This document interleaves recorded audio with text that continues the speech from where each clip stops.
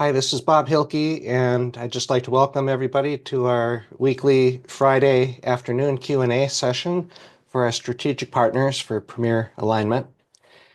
And today, I don't see anyone with questions, so what I will do is share just a little um, segment here on golden questions. When we met a couple of weeks ago before Thanksgiving, I talked a little bit about some do's and don'ts. And I promised that we would develop a list of golden questions. So let me share my screen. And so let me just briefly review the do's and don'ts. We'll start with the don'ts. What we're looking for is introductions. And we don't expect our referral partners to be real knowledgeable in the healthcare industry. That's what our expertise is. And so we'll actually do the selling. We just want to have introductions to business leaders, CEOs, CFOs, HR executives, for example, business owners. So what I would encourage you to not do is to over-explain our program because you'll get lost in the weeds and probably get tripped up a little bit trying to answer too many questions. And the other thing is that when we implement our model of healthcare, it's going to vary from one company to the other as far as some of the finer points of the program we implement. So it's best not to get into too much detail. Don't try to sound like you're a healthcare professional. So, we're really just looking for introductions. Here's the do's.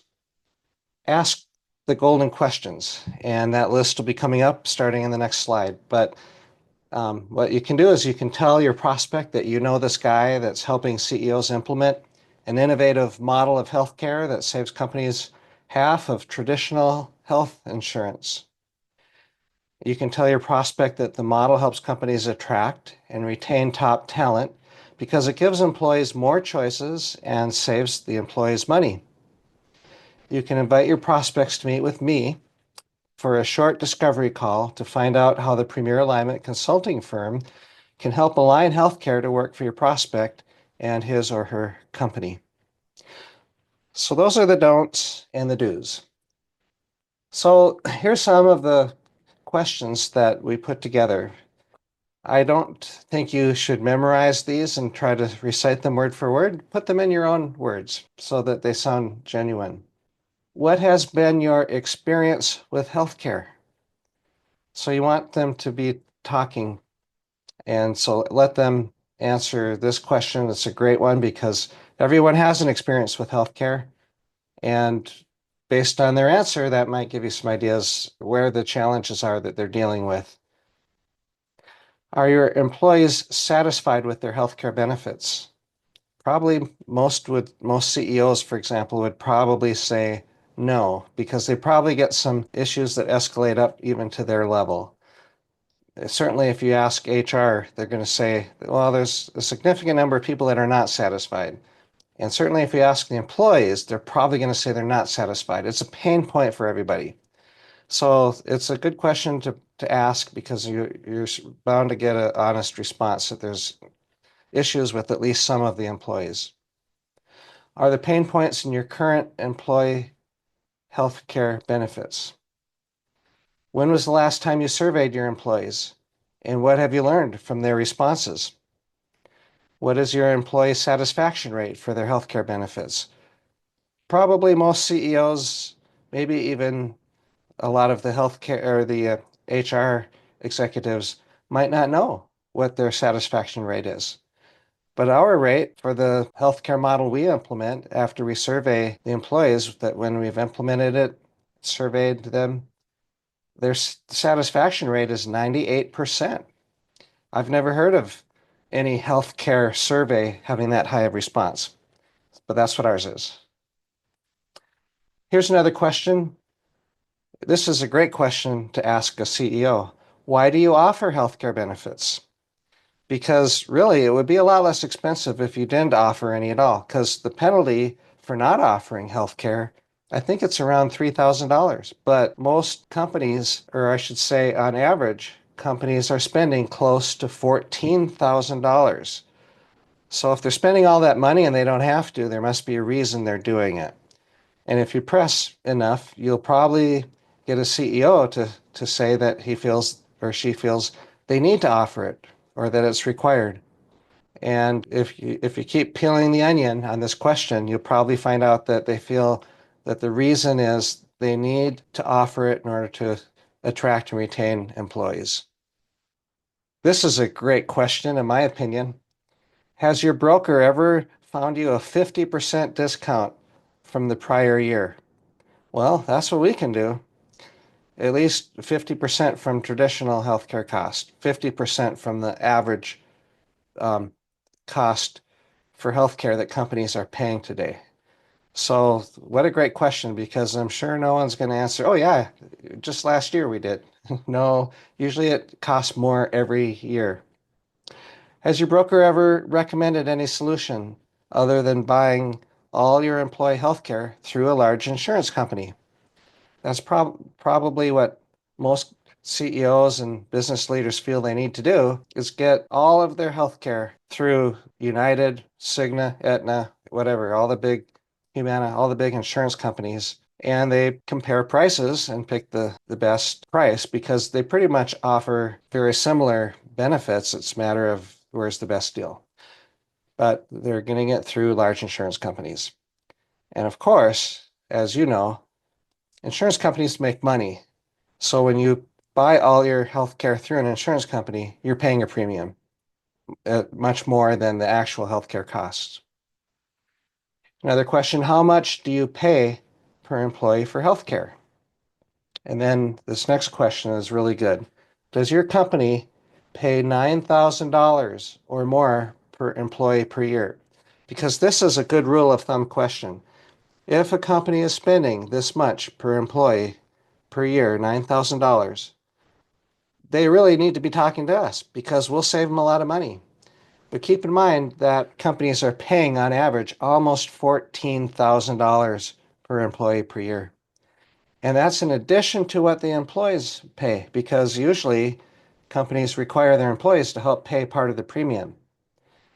So we're cutting the cost down to half of that because when we implement our healthcare model, we generally end up around $6,000 or $7,000, somewhere in that range, which is less than half of the average cost in America today.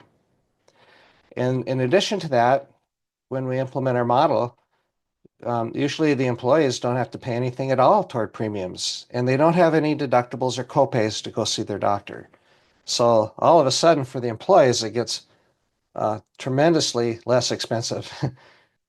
How much do your employees contribute per year for their health care? That's a great question because if you're a business leader and you pay your employees a salary, but then they have to spend a lot of that. In fact, some families, both the husband and the wife need to work, one of which is getting the benefits. And sometimes, half their income, it seems like, is going toward paying the premiums. So they're paying a lot toward the cost of their health care, even if they don't use health care, because they're paying a lot in premiums. And then the other thing is that when employees actually go to see their doctor, they have to pay a deductible. And once the deductible is met, then they have to pay a copay. Well, today it's pretty common to have deductibles that are $10,000 or more. My wife's deductible through her employer is $10,000. Her out-of-pocket max is $15,000. Today, employees have been pushed into these high deductible health plans. So we are paying towards premiums, and then we pay deductibles, and then we pay copays. And you have to pay a lot before the core benefits of your insurance kick in. And so this is a great question for a business leader to answer. How much are your employees paying? Hopefully it's on their radar. Hopefully they know, because otherwise they're ignoring a very important issue for their employees. And, employees shop around. They shop for benefits, and, salary and benefits and, doing work that they enjoy, but benefits are like way high up on the list. What are your employees' healthcare goals? What do they want to achieve with the healthcare that they're paying for and that you're paying for as a business leader? What do they want to get out of the healthcare benefits? If you could create your own design of healthcare benefits, what would you like to accomplish? So this is getting into the business objectives of why CEOs offer healthcare to their employees. Peeling the onion, finding what really is the core or the root driver of why they offer it. Would you like to get rid of employee deductibles altogether? Wouldn't that be a nice benefit for your employees? Have you ever had a nonpartisan consultant help you navigate the complexities of healthcare? Or do you just talk to your broker who's getting a pay increase every year because insurance costs more every year? Because their commission is based on the cost of healthcare. Whereas a nonpartisan consultant, their objective is to help cut the cost of healthcare, not see it grow more expensive. Would you find it helpful to have an industry insider or to have industry insider experts advising you on how to align healthcare to help you meet your business objectives? Again, if we've been talking with the business leader about what their reason for offering healthcare is, well, have you had a consultant help you achieve those business objectives? And of course, that's what we do. Okay, final slide here. If there is a consulting firm that could advise you on how to provide free healthcare to your employees while cutting your company's healthcare costs to half that of traditional healthcare, and if that firm would actually help you implement this type of program for your company, would you want to know about that consulting firm? Who would say no to that? Okay, so and a couple follow-up questions. What if what they implemented gives employees more choices without taking away the choice to keep doing what they're already doing? So if they want to keep paying premiums, if they want to keep paying deductibles, if they want to keep paying copays, fine. We would never take that choice away from them if they want to do that. But would they like a free option where there's no premium to pay and where there's no deductibles and no copays? So actually, and that's what we do is we just bring more choices and let the employees pick. Well, what if that consulting firm guaranteed their consulting to save your company more money than their consulting fee, or they give money back?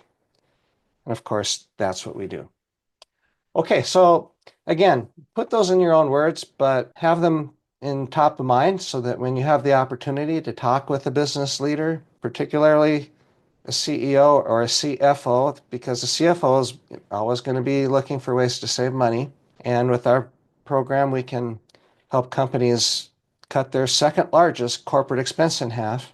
And oftentimes that doubles the profit margin of a company. So if you're a CFO, you should be expecting a really nice bonus if you hire us and we help you double your company's profit margin. Yeah, so have these questions on top of mind and be looking for ways to, for opportunities to ask business leaders these questions. And then, of course, introduce them to me. And let me just show you one more thing. For those of you that have signed referral partner agreements, you have a shared folder. And at least if you've met with me after you signed your agreement, because in our onboarding process, we set up a shared folder with these documents that you see listed here. And one of them is the Golden Questions document, but there's also a document called Referral Information.